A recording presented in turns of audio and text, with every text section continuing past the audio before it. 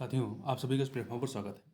यहाँ पर हम लोग आगामी परीक्षाओं को ध्यान में रखते हुए, चाहे वो समीक्षा अधिकारी की परीक्षा हो, चाहे यूपी पीसीएस 2025 की परीक्षा हो या बीपीएससी की स्टेट लेवल की जो पीसीएस की परीक्षाएं हैं वो हों, उन सभी को ध्यान में रखते हुए हम लोग जो है कुछ महत्वपूर्ण जो जीएस के प्रश्न होते हैं उनको यहाँ पर हम लोग देखेंगे। और ये काफ़ी महत्वपूर्ण प्रश्न है। आप इन प्रश्नों को देखेंगे तो आपको खुद समझ में आएगा कि अच्छे प्रश्न हैं। तो यहाँ पर हम लोग बहुत बड़ा वीडियो ना रखते हुए हम लोग थोड़े प्रश्नों को देखेंगे। जैसे इस वीडियो में हम लोग जो है सिर्फ 19 प्रश्नों की बात करेंगे और उसको पूरी व्याख्या के साथ देखेंगे। चलिए प्रारंभ करते हैं। इसमें पहला प्रश्न है कि निम्नलिखित गुणों पर विचार कीजिए। वैदिक साहित्य और वो वैदिक साहित्य किससे संबंधित है, इस पे संबंधित है ये। पहला है ब्राह्मण, दार्शनिक ज्ञान और आध्यात्मिक शिक्षा।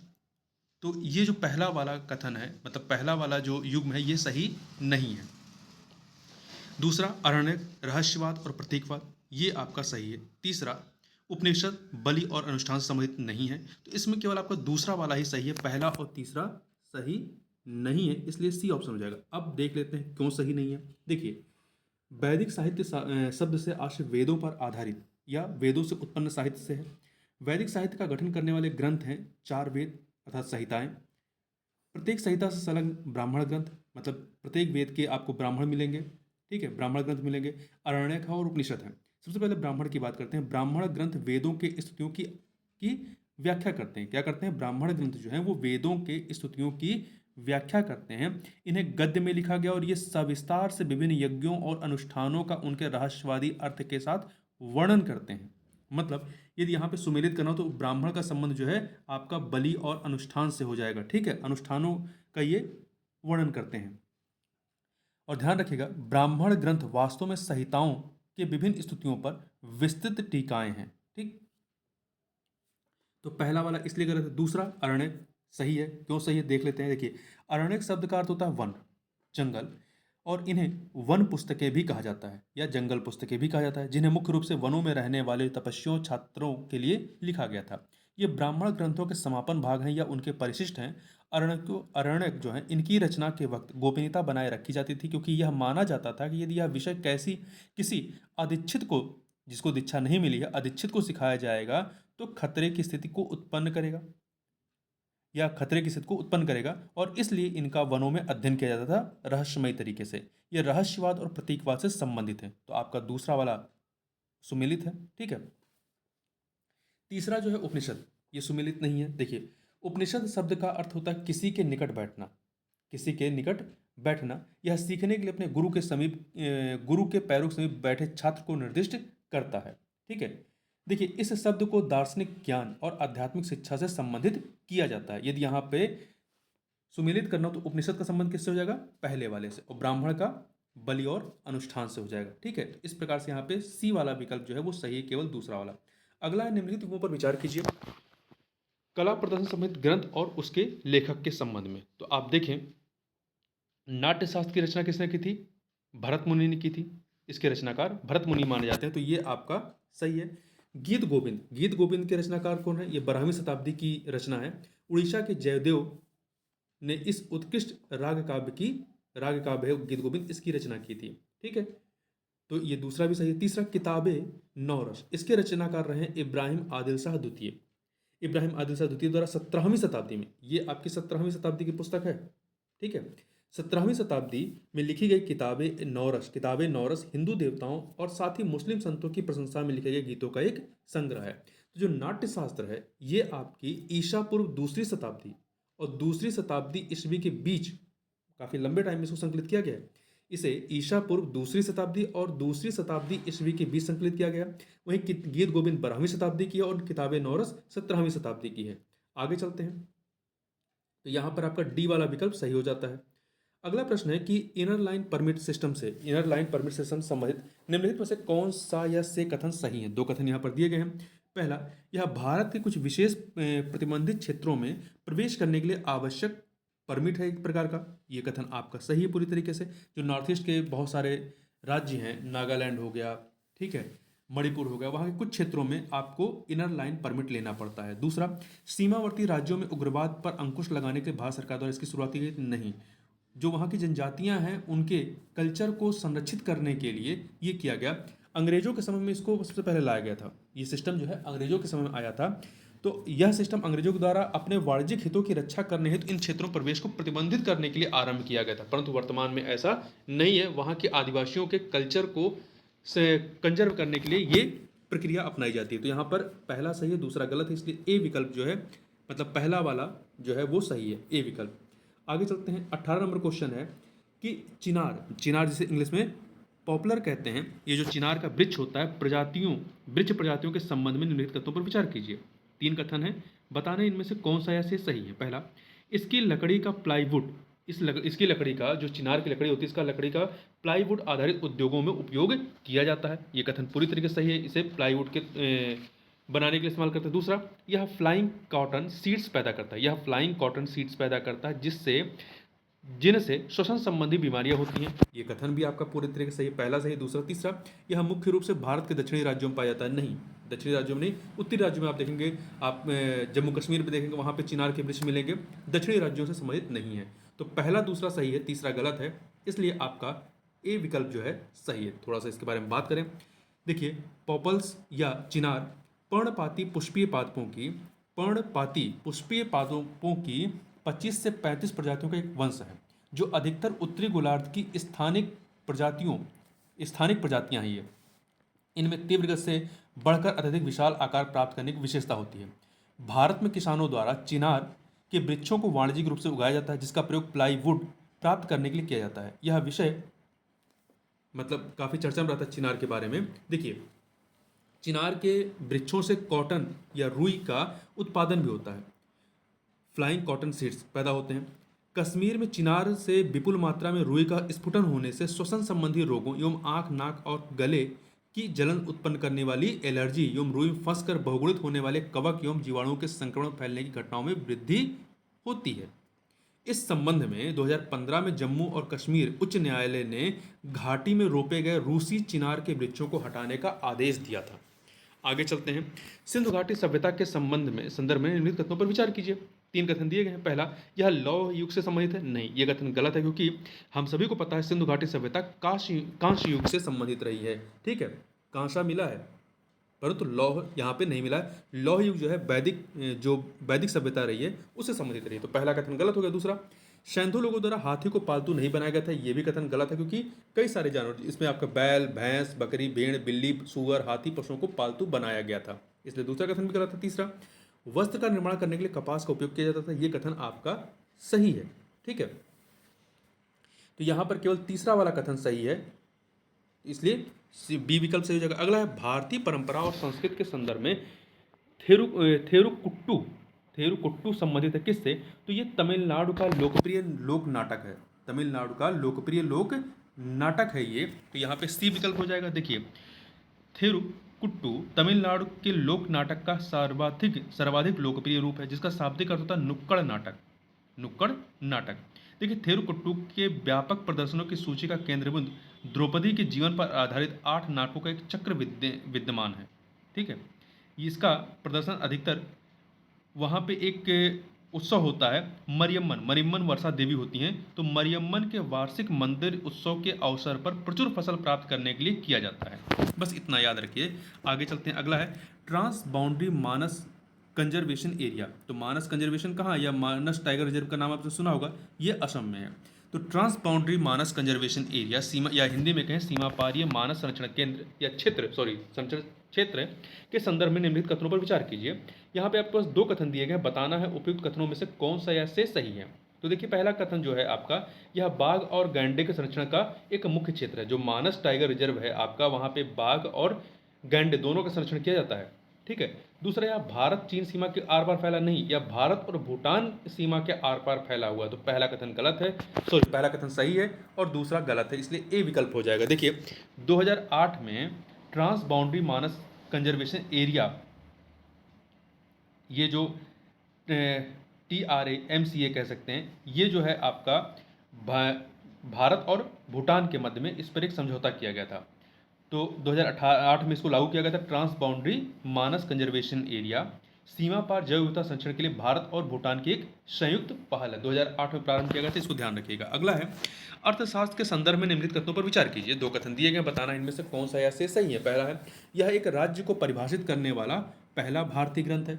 कौटिल्य की रचना है ये, ठीक है, या जिन्हें हम लोग चाणक्य के नाम से जानते हैं, विष्णुगुप्त के नाम से भी जानते हैं। तो पहला वाला सही है। दूसरा, यह मुख्य रूप से शासन के व्यवहारिक मामलों से संबंधित है। इसमें शासन के बारे में विस्तार से बात की गई है, तो ये कथन भी सही है। दो के दोनों कथन सही है, इसलिए सी विकल्प आपका सही हो जाएगा, 1 और 2। अगला है, 7वीं सदी में एकाश्म पत्थर पर उत्कीर्ण अर्जुन की तपस्या या गंगा के अवतरण का चित्रण करने वाली मूर्ति निम्नलिखित में से किस स्थान पर पाई गई है? 4 विकल्प हैं, अजंता, महाबलीपुरम, एलोरा, अमरावती। तो ये इसका सही उत्तर है बी विकल्प, महाबलीपुरम। महाबलीपुरम में, महाबलीपुरम ऐसा स्थान है जहां कांची के पल्लव शासकों के अधीन अत्यधिक महत्वपूर्ण कलात्मक अभियान फला फूला, और उन्हें महाबलीपुरम में एक ही चट्टान से बनाए जाने वाले सप्त पगोडा अर्थात रथों को बनाने का श्रेय दिया जाता है। जो सप्त पगोडा के बारे में बात सुनते हैं वो पल्लव शासकों की देन है, ठीक है। यहीं पर आपको जो पांडव संबंधित रथ मिलेंगे, युधिष्ठिर रथ, द्रौपदी रथ, अर्जुन रथ, ठीक है, भीम रथ। देखिए, अर्जुन की तपस्या और गंगा अवतरण को चित्रित करने वाला मूर्ति शिल्प महाबलीपुरम के सर्वाधिक प्रसिद्ध एवं चर्चित मूर्ति शिल्प हैं, इसको याद रखिएगा। आगे चलते हैं, क्वेश्चन नंबर 24 देखते हैं। 24 क्या है? वास्तुकला की द्रविड़ शैली। वास्तुकला की द्रविड़ शैली, देखिए वास्तुकला में आपने 3 शैली सुना होगा, द्रविड़ शैली, नागर शैली, बेसस शैली। तो यहाँ द्रविड़ शैली की बात हो रही है। द्रविड़ शैली की निम्नलिखित में से कौन सी विशेषता या विशेषताएं हैं? यहाँ पे 3 विशेषताओं की बात की गई है, तो बताना है कौन सा सही है। देखिए, पहला, उत्तल या उभरे हुए वक्र में अंदर की ओर मुड़ने वाले शिखर। तो आपने उत्तल लेंस थोड़ा सा देखा होगा, इस प्रकार से उत्तल लेंस होता है, अवतल लेंस ऐसे होता है, ठीक है। तो इस प्रकार के शिखर, तो ये इस प्रकार से के शिखर आपको द्रविड़ शैली दक्षिण भारत के मंदिरों में नहीं दिखाई पड़ेगा। यदि आपको चोल मंदिर का कोई चित्र याद हो, आप उसको याद करने का प्रयास करिए, तो वहाँ पे आपको किस प्रकार के पिरामिड के तरीके के आपको शिखर मिलते हैं। और ये जो उत्तल तरह के शिखर हैं, ये आपको उत्तर भारत के मंदिरों में मिलते हैं। तो पहला वाला गलत हो गया। दूसरा, मंदिर कुंड या कुंडों की उपस्थिति। आप जो द्रविड़ शैली के मंदिर होते हैं, उनकी एक विशेषता होती है कि मंदिर परिसर के अंदर आपको कुएं मिलते हैं, कुआं या कुंड मिलता है जिसमें पानी भरा होता है, ठीक है। तो दूसरा वाला सही है। तीसरा, प्रवेश स्थल की दीवार पर स्थित ऊंचे प्रवेश द्वार, ये बहुत महत्वपूर्ण विशेषता है जिसे गोपुरम कहते हैं। यदि आप द्रविड़ शैली के मंदिर को देखेंगे तो वहाँ पे मंदिर होता है, मंदिर को चारों ओर से घेर दिया जाता है, और यहाँ पर एक या एक से अधिक आपके द्वार बना दिए जाते हैं, ठीक है। बहुत बड़े बड़े विशाल द्वार होते हैं। इन द्वारों को क्या कहा जाता है? प्रवेश द्वारों को गोपुरम कहा जाता है। तो दूसरा और तीसरा जो है ये द्रविड़ शैली की विशेषता है, इसलिए बी विकल्प हो जाएगा 2 और 3। पहला वाला जो है वो आपका नागर शैली की विशेषता है। अगला है, बलबन के संदर्भ में निम्नलिखित में से कौन सा या से कथन सही है?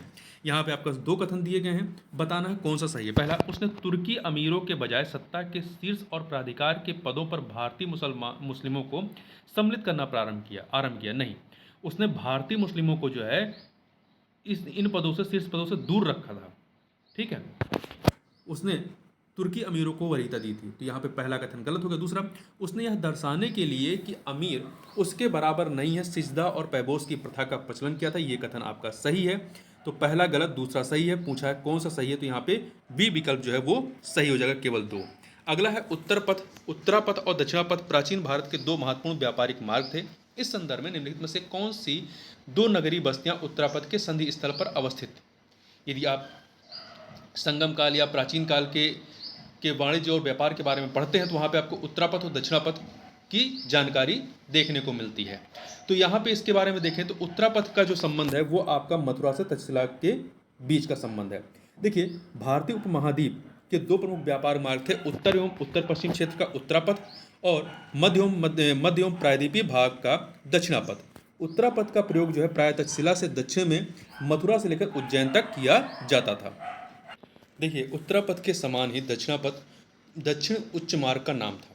यह मगध, जो दक्षिणापथ की बात करें तो यह मगध के राजगृह से उज्जैनी एवं नर्मदा घाटी होते हुए अस्मक महाजनपद कहाँ पे वर्तमान में? महाराष्ट्र में दक्षिण में स्थित एकमात्र महाजनपद 16 महाजनपदों में से अस्मक महाजनपद है, इसको भी याद रखिएगा। तो अस्मक महाजनपद में स्थित प्रतिष्ठान या पैठन तक दक्षिण दिशा में चलते हुए भारत के पश्चिमी तट की ओर जाता था, ये आपका दक्षिणापथ। आगे चलते हैं। अगला प्रश्न है कि ताज़ा लगाए गए चूना प्लास्टर पर चित्रित भित्ति चित्र की तकनीक किस नाम से जानी जाती है? तो इसे फ्रेस्को कहते हैं। क्या कहते हैं? फ्रेस्को कहते हैं। ये आपको देखने को मिलती है कहाँ पर? ये इस प्रकार की अजंता की गुफाओं में इस प्रकार के भित्ति चित्र आपको मिलते हैं, ठीक है। अब थोड़ा सा टेम्परा के ये गाउचे के बारे में बात करें। गाउचे वह चित्रकला तकनीक जिसमें अपारदर्शिता उत्पन्न करने के लिए गोंद या अपारदर्शी सफेद रंजक को जल रंगों या वाटर कलर से मिलाया जाता है, उसे गाउचे के रूप में जाना जाता है। वहीं टेम्पेरा टम्पेरा के बारे में बात करें, टेम्पेरा शब्द मूल रूप से टेम्पर क्रिया अर्थात वांछित स्थिरता लाना से व्युत्पन्न हुआ है। इसमें सूखे रंजकों, रंजक मतलब पिगमेंट, सूखे पिगमेंट को बंधनकारी एवं चिपकने वाले पदार्थों के साथ स्थिर कर मिलाकर उपयोग करने योग्य बनाया जाता है। वहीं क्यूबिज के बारे में बात करें, क्यूबिज्म डी वाला क्यूबिज्म एक दृश्य कला है जो मुख्य रूप से पाब्लो पिकासो चित्रकार द्वारा चित्रित करने के लिए किया जाता था। अगला है, निम्नलिखित में से कौन सा या से आपदा जोखिम प्रबंधन से संबंधित है? तीन है, होगो फ्रेमवर्क, सेंडाई और दोहा फ्रेमवर्क। तो इसमें से जो होगो फ्रेमवर्क और सेंडाई ये आपका जो है आपदा जोखिम प्रबंधन से संबंधित, जबकि दोहा फ्रेमवर्क जो है ये विश्व व्यापार संगठन का एक व्यापार वार्ता दौर रहा है। ठीक है, तो यहाँ पे पहला और दूसरा आपका सही है, तीसरा नहीं, तो 1 और 2 हो जाएगा। देखिए जो होगो फ्रेमवर्क है इसके बारे में बात करें, कार्रवाई के लिए होगो फ्रेमवर्क या होगो फ्रेमवर्क फॉर एक्शन 2005 से 15 ये जो है आपदाओं के प्रति राष्ट्रों समुदायों के प्रतिरोधकता के निर्माण करने की प्रक्रिया 2005 में हुए सम्मेलन का परिणाम थी। होगो फ्रेमवर्क आपदा के कारण होने वाली हानियों को कम करने के लिए विभिन्न क्षेत्रों एवं प्रतिभागियों की ओर से आवश्यक कार्य की व्याख्या करने, वर्णन करने एवं विवरण प्रदान करने की प्रथम योजना है। वहीं सेंडाई फ्रेमवर्क के बारे में बात करें तो आपदा जोखिम न्यूनीकरण का तीसरा संयुक्त विश्व सम्मेलन जापान के सेंडाई में एक स्थान है 2015 में आयोजित किया गया था और इसके परिणाम स्वरूप सेंडाई फ्रेमवर्क अस्तित्व में आया था। सेंडाई फ्रेमवर्क 15 वर्ष, ध्यान रखिएगा, 15 वर्ष का एक गैर बाध्यकारी अनुबंध है जो इस तथ्य को मान्यता देता है कि आपदा जोखिम में कमी करने की प्रक्रिया में देशों की प्राथमिक भूमिका है, किंतु उस जिम्मेदारी को स्थानीय सरकार एवं निजी क्षेत्र आदि जैसे अन्य हितधारकों के साथ साझा किया जाना चाहिए। अगला प्रश्न है कि दूसरी पीढ़ी के जैव ईंधन उत्पन्न करने के लिए निम्नलिखित में से किन स्रोतों का उपयोग किया जाता है? तो देखिए 3 चीज़ें दी गई, बांस, खोई और मोलेसेज। मोलेसेज को आप जो गन्ना होता है, गन्ने की जो खोई होती है उसे ही आप समझ सकते हैं, गन्ने के मोलेसेज होते हैं ये। तो इसमें से आपका पहला दूसरा तो ये दूसरी पीढ़ी के हैं, पहला वाला जो मोलेसेज है ये पहली पीढ़ी में आ जाता है। तो यहाँ पर आपका पहला दूसरा बी विकल्प हो जाएगा। देखिए पहले दोनों में अंतर समझ लेते हैं, पहली पीढ़ी और दूसरी पीढ़ी में। पहली पीढ़ी के जैव ईंधन कृषि फसलों, जो कृषि फसल होते हैं, फसलों में प्राप्त होने वाली शर्करा एवं वनस्पति तेलों से बनाए जाते हैं, जैसे गन्ने से। ठीक है, जिनका निष्कर्षण पारंपरिक प्रौद्योगिकी का उपयोग कर सरलतापूर्वक किया जा सकता है। पहली पीढ़ी के बायो इथेनॉल का उत्पादन पादप व्युत्पन्न मतलब प्लांट डेरिवेटिव्स शर्कराओं को किण्वन प्रक्रिया के माध्यम से एथेनॉल में परिवर्तित कर दिया जाता है। ठीक है, इसके लिए खाद्य फसलों जैसे कि गन्ने के मोलेसेज, मक्का, गेहूं और चुकंदर के प्रयोग की आवश्यकता होती है। भोजन के लिए इन फसलों की आवश्यकता होती है, इसलिए यदि इनसे बहुत अधिक मात्रा में जैव ईंधन बनाया जाएगा तो भोजन के मूल्य में बढ़ोतरी हो सकती है और कुछ देशों में इसकी कमी अनुभव की जा सकती है। दूसरी बात करते हैं दूसरी पीढ़ी के जैव ईंधन की।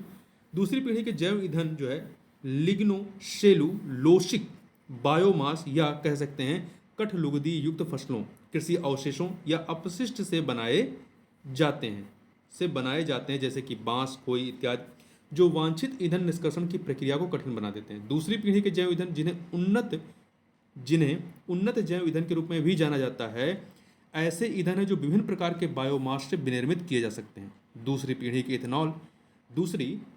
इथेनॉल उत्पादन प्रौद्योगिकी सभी प्रकार के कृषि अवशेषों जैसे कि खोई हो गया आपका, धान और गेहूं के पुआल हो गए, बांस, कपास के डंठल, मक्के के स्टोरवर, लकड़ी की छीलन को इथेनॉल के रूप में रूपांतरित करने में सक्षम होते हैं या किया जाता है।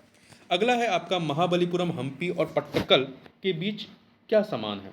यहाँ पे 4 विकल्प। पहला, ये सभी वास्तुकला की बेसर शैली के स्थल हैं जो नागर और द्रविड़ शैली का द्वितीय संयोजन नहीं। इन स्थानों पर प्रमुख स्मारक रामराज चोल एवं उसके पुत्र राजेंद्र चोल द्वारा बनवाए गए थे। नहीं, ये अलग अलग राजवंशों से संबंधित रहे हैं। तीसरा, ये स्थल संयुक्त राष्ट्र शैक्षिक, वैज्ञानिक और सांस्कृतिक संगठन अर्थात यूनेस्को की विश्व धरोहर सूची का अंग है। बिल्कुल सही है, 3 के तीनों ही इसके अंग हैं। तीसरा, ये तीनों दक्षिण भारत में अशोक के शिलालेख के स्थल हैं जो पूरे आर्यवर्त में उसकी विजय के द्योतक हैं। ये बिल्कुल गलत है। जो हम्पी है, इसमें से हम्पी की बात करें तो हम्पी जो है ये आपका जो विजयनगर के शासक थे उनकी राजधानी रही है, ठीक है। और यहाँ के जो दुर्ग हैं और मंदिर, मतलब दुर्ग मंदिर महल जो है, इनका निर्माण 14वीं शताब्दी से 16वीं शताब्दी के बीच में किया गया है। और इनकी प्रशंसा जो है इस बीच जो आने वाले यात्री रहे उन्होंने काफ़ी की है। पटक्कल की बात करें, पटक्कल कहाँ पे? कर्नाटक में है। पटक्कल, हम्पी भी कर्नाटक में है। तो पटक्कल में स्मारकों के जो समूह है, ये कर्नाटक में पटक्कल एक ऐसी उदार कला के चरम बिंदु का प्रतिनिधित्व करता है जिसमें 7वीं और 8वीं शताब्दियों में चालुक्य राजवंश के संरक्षण में उत्तरी और दक्षिणी भारत की वास्तुकला के सामंजस्य सम्मिश्रण की उपलब्धि हासिल है, ठीक है। तो ये आपका किससे संबंधित है? चालुक्य राजवंश से। और जो आपका महाबलीपुरम है ये पल्लव राजाओं से संबंधित है, ध्यान रखिएगा, पल्लव राजाओं से। अब आगे बढ़ते हैं, क्वेश्चन नंबर 31 देखते हैं। निम्नलिखित युगों पर विचार कीजिए। कठपुतली और राज, इन्हें कौन सा युग बताना है, कौन सा युग में सुमेलित हैं, या मतलब कौन सा या से युग में सुमेलित है? पहला, कुंथई जो कठपुतली है ये उड़ीसा की है, ये धागा कठपुतली वहाँ की है, तो उड़ीसा के धागे वाली कठपुतलियों को कुंथई के नाम से जाना जाता है। गोम्बेट्टा, ये भी धागे वाली कठपुतली है जिसको कर्नाटक में गोम्बेट्टा के नाम से जानते हैं, कर्नाटक वाला, कर्नाटक का, ये भी सही है। कठपुतली राजस्थान में जो पारंपरिक कठपुतली होती है राजस्थान की, तो ये भी सम्मिलित है। तीन के तीनों यहाँ पे सुमेलित हैं, डी विकल्प हो जाएगा। अगला है आपका, प्राचीन भारतीय इतिहास के संदर्भ में तमिजकम, तमिजकम क्या संदर्भित करता है? 4 विकल्प। पहला, प्रथम शताब्दी ईस्वी के आसपास अरबों और दक्षिण भारत के लोगों के बीच संपर्क के परिणामस्वरूप विकसित होने वाली एक नई संस्कृति। नहीं। अंत्योष्टि के चारों ओर निर्मित महापाषाणिक संरचनाओं के लिए एक अन्य नाम। नहीं। दक्षिण में प्रथम शताब्दी ईसा पूर्व के दौरान उत्तर से प्रवास करने वाली जनजातियों के नाम। नहीं। लोगों के बीच व्यापार के परिणामस्वरूप उत्तर और दक्षिण के बीच सांस्कृतिक और आर्थिक संपर्कों को जो चौथी शताब्दी ईसा पूर्व में महत्वपूर्ण बन गया, ये। तो डी वाला विकल्प जो है आपका सही है। देखिए, तमिजकम लोगों के बीच ईसा पूर्व चौथी शताब्दी से महत्वपूर्ण हो चुके व्यापार के परिणाम स्वरूप उत्तर एवं दक्षिण के बीच स्थापित सांस्कृतिक आर्थिक संदर्भ को या संपर्क को संदर्भित करता है। अगला 33 नंबर क्वेश्चन है, दक्षिण भारत के मध्यकालीन इतिहास में जो है चोलों के संबंध में उनकी पूर्ववर्तियों की तुलना में बहुत अधिक ज्ञात और अभिलेखित है। तुलना में बहुत अधिक ज्ञात और अभिलेखित, मतलब हमें जो है जितना ज़्यादा जानकारी चोलों के बारे में मिलती है उतनी आपको पल्लव, चालुक्य, इनके बारे में जानकारी उतनी नहीं मिलती है। निम्नलिखित में से कौन सा कारण इसके लिए सबसे अधिक उचित रूप से उत्तरदायी ठहराया जाता है? तो 4 विकल्प। पहला, चोल दरबारों ने कई कवियों और लेखकों को आश्रय दिया जिन्होंने राजा और राज्य के संबंध में लिखा। नहीं, बहुत सारे राजाओं ने दिया है आश्रय। दूसरा, चोल राजाओं द्वारा निर्मित मंदिरों की दीवारों पर विजयों के संबंध में लंबे लंबे अभिलेख लिखवाए गए, ये कथन आपका सही है। तीसरा, संगम साहित्य राजा और उस उस समय के समाज के ऐतिहासिक आख्यान का विस्तृत विवरण देता है, तो ये चोल वाले के लिए मतलब सही नहीं है। चौथा, चोल साम्राज्य की यात्रा करने वाले यात्रियों व्यापारियों ने राज्य के संबंध में विस्तृत साहित्य लिखा है, आप विजयनगर में देखेंगे वहाँ भी लिखा गया है, ठीक है। तो इसका जो सटीक कह सकते हैं उत्तर है वो बी विकल्प है कि चोल राजाओं द्वारा निर्मित मंदिरों की दीवारों पर विजयों के संबंध में लंबे लंबे अभिलेख इनके द्वारा लिखवाए गए हैं, ठीक है। चोल शासकों ने अपने द्वारा बनवाए मंदिरों पर अपनी विजय गाथाओं को शिलालेखों के रूप में लिखवाने की प्रथा का अनुपालन किया। इसलिए हम चोल शासकों के विषय में उनके पूर्ववर्ती शासकों की तुलना में अधिक जानते हैं। राजराज एवं राजेंद्र प्रथम द्वारा बनवाया गया तंजौर स्थित राजराजेश्वर मंदिर इसका एक प्रसिद्ध उदाहरण है। तो इस प्रकार से इस वीडियो में बस इतना ही, मिलते हैं नेक्स्ट वीडियो। के लिए बहुत बहुत धन्यवाद। अपना फीडबैक आप कमेंट बॉक्स में दे सकते हैं।